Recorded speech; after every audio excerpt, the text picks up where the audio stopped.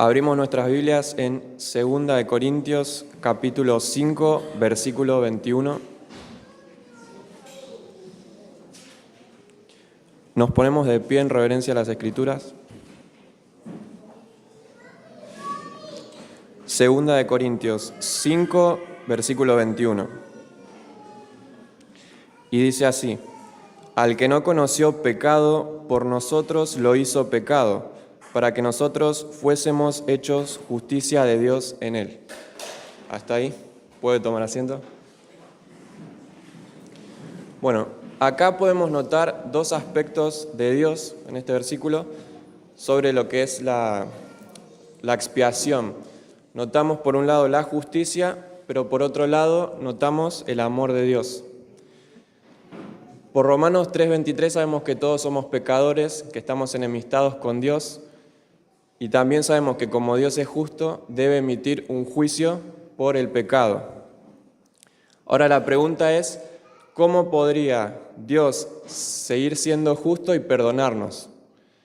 Entonces, para dar una ilustración, no va a ser exacta, pero imaginemos que una persona estafa, a muchas personas y va a juicio, lo atrapan. Entonces clama y pide que le den una segunda oportunidad, que va a cambiar, y digamos que el juez concede esto y lo declara inocente. Seguramente algunos dirían que ese juez es compasivo, pero la gran mayoría diría que es injusto, porque justamente hay una deuda que pasó, un daño que se generó y que no fue perdonado, conciliado. Entonces volvemos otra vez, la pregunta sería, ¿cómo Dios puede perdonarnos nuestros pecados y seguir siendo justo? Y esto vemos que se logra por medio de Cristo.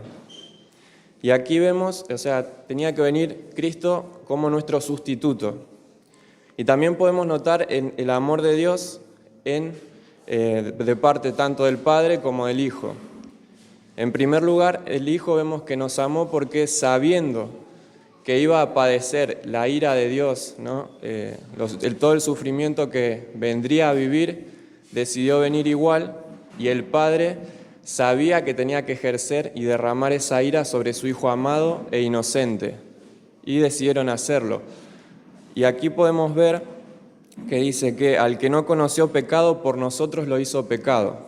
Cristo no pecó porque de otra forma hubiese necesitado también un Salvador, Entonces Cristo vivió una vida recta, sin pecado, pero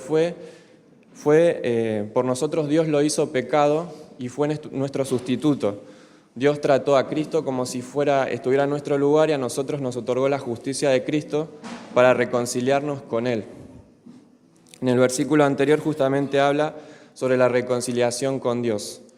Por eso, si hoy estás por primera vez, y quiero invitarte a que vengas en arrepentimiento y fe a Cristo, hoy puedes ser reconciliado con Dios. Pero también, a modo de reflexión para todos, sería bueno que meditemos acerca del perdón. ¿Y en qué sentido? Sería bueno que meditemos, En 2 de Pedro 2:4 dice que Dios no perdonó a los ángeles cuando pecaron, Y Dios no tenía obligación alguna de perdonarnos a nosotros, pero sin embargo, como humanos tenemos ese privilegio.